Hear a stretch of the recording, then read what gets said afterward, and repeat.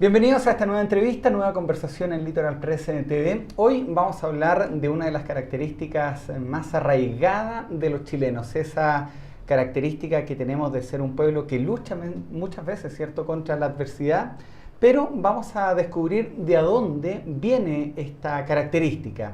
Hay un libro que se llama Una identidad terremoteada. Habla de la comunidad y el territorio en Chile de 1960 y hace alusión justamente a cómo los desastres naturales, en especial el terremoto de 1960, ha ido formando también esa identidad nacional. Es un libro de Bárbara Silva Varia junto a Alfredo Riquelme Segovia, quien nos va a contar acá, Bárbara, cómo nace la idea, ¿cierto?, de escribir este libro. ¿Cómo estás? Hola, Bienvenida. Cristian, muchas gracias por la invitación. ¿Tenemos una identidad terremoteada los chilenos o no? Bueno, en parte yo creo que sí, y de hecho eso es lo que tratamos de plantear y eso es con lo que jugamos un poco con este libro en torno al terremoto de 1960, ¿no?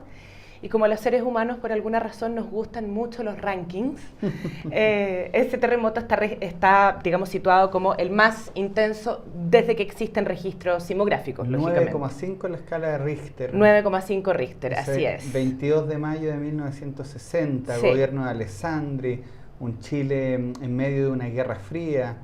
Así es. Un momento interesante para mirar, ¿no? Claro, es un momento, o sea, en los años 60 en Chile también es un momento bastante clave en su historia en la medida en que había muchas cosas que estaban cambiando, digamos, había una ampliación del espacio social del poder, habían nuevos actores que lentamente se iban sumando a ser parte y a sacar una voz, bueno, cosa que por supuesto ya pasaba décadas antes, pero va tomando más intensidad de sacar una voz en torno a lo que sucedía en el país.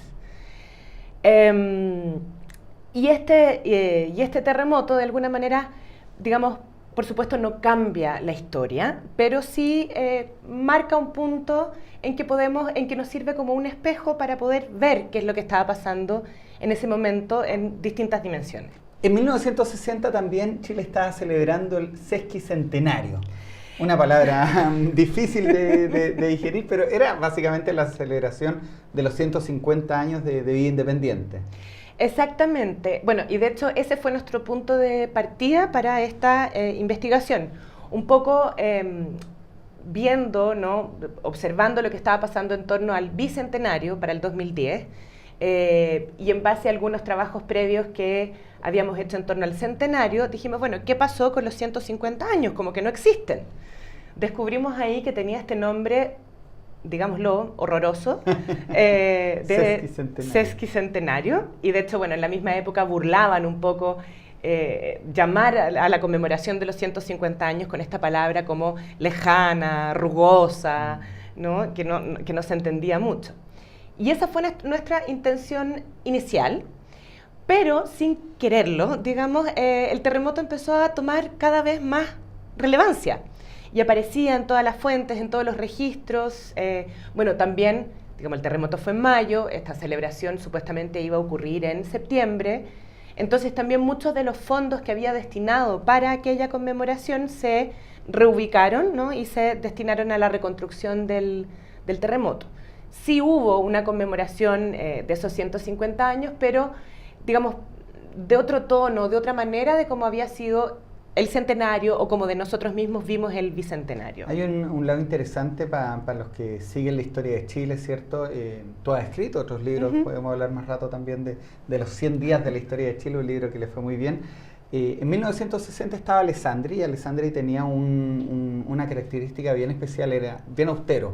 ¿Esto cambió, este terremoto del 21 y 22 de mayo, un poco esa percepción del presidente en esa época? ¿Y cómo afectó el gobierno de Alessandri?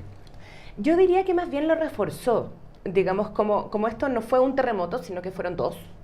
El primer terremoto, que fue más, bueno, entre comillas, más suave, de 7 y tanto, el día 21 de mayo en la madrugada, cambió todos los planes que había para la celebración del combate naval de Iquique el 21 de mayo. Entonces Alessandri inmediatamente suspendió toda la parsimonia de las fiestas y toda esa fastuosidad, etcétera. Se hizo un 21 de mayo muy austero. y se reforzó esa característica. De hecho, los medios, ya después del terremoto del 22 de mayo, decían cómo, digamos, el presidente Alessandri era el líder idóneo para enfrentar este momento. Para enfrentar ese momento, dado que él era austero, serio, noble, etc. Y también reforzaba otras características como nuestro habitual presidencialismo, ¿no? Es sorprendente que uno de los diarios de mayor circulación, en torno precisamente a este terremoto intensísimo, su titular haya sido que el presidente donó, no me acuerdo cuánta cantidad de frazadas y colchones y etcétera, a título personal, y no qué es lo que había pasado con el terremoto, ¿no? Entonces la figura del presidente ciertamente tuvo relevancia. Interesante el tema de esa investigación. Me imagino que la descubriste también cuando hicieron la investigación. ¿Cuánto tiempo dura esta investigación? ¿Cómo nace la idea de escribir el libro? Te lo decía yo fuera de cámara, al final usted hace los agradecimientos y hablan de que esto parte con ese Fondo Nacional de Investigación del 2006, que no lo ganan, pero que después vienen los fondos por otros lados, una investigación bastante extensa. Sí, bueno, a veces los libros toman más tiempo de lo que uno desearía. Esto es producto de un Fondesit regular que tuvimos hace años atrás. Producto de ese Fondesit, de ese Fondo Nacional de Investigación, salió un artículo académico, pero dijimos, bueno, en realidad esto es interesante, es una linda historia, es tan actual, ¿no? Digamos, esta identidad terremoteada de algún modo se actualiza una y otra vez en nuestra propia realidad. Entonces dijimos, esto en realidad puede ser un libro. ¿Y tenemos esa identidad terremoteada? Eso de que, porque hay capítulos, patriotismo puesto a toda prueba, la religión y territorio, esa identidad terremoteada, ¿existe en los chilenos? Bueno, te decía al comienzo, me parece que sí, no porque exista alguna cosa llamada identidad terremoteada, sino que porque una situación límite, como es un terremoto, que en el fondo desestabiliza, bueno, en rigor, ¿no? Se mueve el piso. Claro.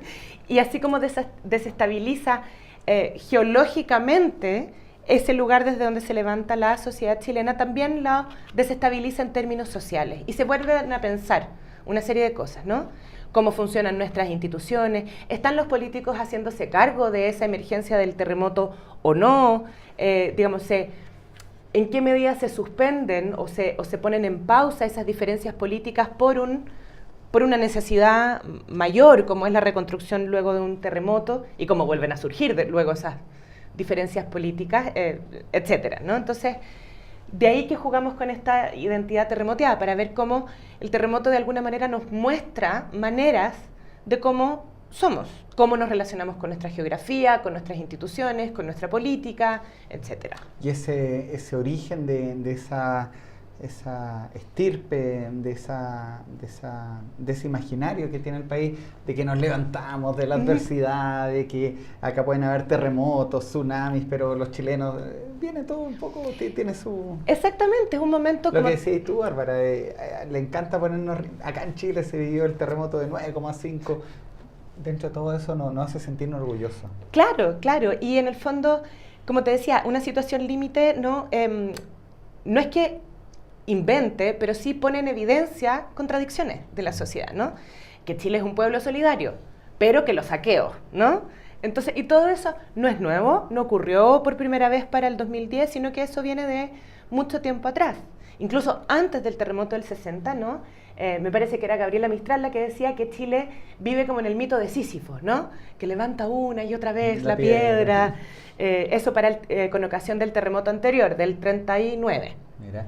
Terremotear en Chile, dicho de la tierra, temblar con fuerza, pero experimentar momentos críticos también de la vida. Hay un poco lo que, bueno, esa está la primera hoja de lo que va a tratar el libro.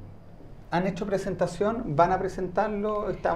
Se terminó de imprimir en enero. Sí, se terminó de imprimir en enero, por lo tanto vamos a hacer presentación, pero todavía no, la vamos a hacer posiblemente los primeros días de abril. Con, por supuesto, la editorial de la Universidad Alberto Hurtado. Perfecto. ¿Hay algún público quién debería leer este libro, el que esté buscando? A ver, a mí me parece que este libro puede apuntar a cualquier persona que quiera leer un poquito de esta historia terremoteada. Se enfocan en Valdivia, 1960. Nos enfocamos en Valdivia, sí. Nos enfocamos en Valdivia y desde Valdivia abordamos una dimensión nacional, digamos, no es una historia local, sino que desde el terremoto de Valdivia trabajamos en esta dimensión nacional. Me parece que el libro puede llegar a todo público, la intención al menos que tuvimos fue hacer una historia, digamos, amable, con una escritura sencilla, cosa que pueda ser, digamos, lectura de cualquier persona que esté interesada en ello. ¿Segundo libro ya, Bárbara? Tercero. Tercero. Sí. Yo leí y hablamos en esa oportunidad por los 100 días en la historia de Chile. El primero es...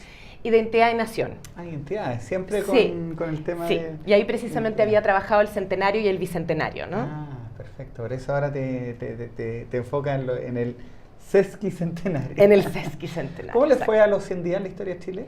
Le fue muy bien, tuvo una recepción fantástica, digamos, tanto la editorial como nosotras las autoras quedamos muy contentas con el resultado de ese libro y sigue circulando, así que fantástico. Ha habido como un redescubrimiento de la historia de Chile, un interés por muchos autores, ¿cierto? Pero me da la impresión que antes no se le daba tanto o por lo menos no estaba tanto en boga.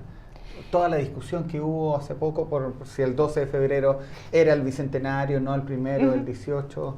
Antes no. Sí, yo creo que hay una mayor visibilidad de la historia en el espacio público, cosa que me parece muy bien. Yo creo que la historia es parte de lo que somos y no es una discusión exclusivamente académica, sino que precisamente es de todos, digamos. Se formaban paneles de televisión, tú participaste en la red varias veces hablando de historia de Chile, cosa que, digámoslo, no era tan común. Sí, y me parece una muy buena iniciativa y yo creo que los historiadores, digamos, tenemos que volver a hacernos parte de la discusión habitual de la sociedad. Sí, y con un lenguaje simple. Eso se agradece, por lo menos los 100 días en la historia de Chile, el libro que yo leí, que quiere un lenguaje digerible, sobre todo para los que no estamos tan familiarizados con el tema académico, duro, ir contando cómo han sido las... Sí, bueno, en este tuvimos la misma intención de hacerlo accesible. Tiene una primera parte que es un poquito, ¿no? Como un marco de qué son las identidades y cómo las entendemos, etcétera. Pero luego, después de la introducción, ya entramos en la historia del terremoto y que es tremendamente accesible y bueno, viene de cerca la recomendación, pero yo creo que está bastante entretenido. Está bien, pues yo leí hasta la página 40, espero de aquí a marzo ya terminarlo, un libro también bien fácil de leer, son 172 hojas más o menos, las que están aquí resumidas con esta identidad terremoteada. Bárbara, muchas gracias por tu tiempo, por presentarnos este libro y vamos a estar atentos también al momento que lo presenten para ayudarlo un poco con la difusión. Pues. Muchas gracias a ti por la invitación. Estamos atentos ahí a su próximo libro. Que ya viene. Secreto. Claro, ahí no hay que adelantarse porque alguien puede partir ahí una investigación en paralela y se perdería la sorpresa. Sí, pues, pero ya viene, está en marcha. Está bien. Muchas gracias a ustedes por ver esta entrevista. Recuerden visitarnos en www.litoralpresstv.cl y estar atentos a la repetición de esta entrevista en los canales regionales que la emiten desde Antofagasta hasta Punta Arenas.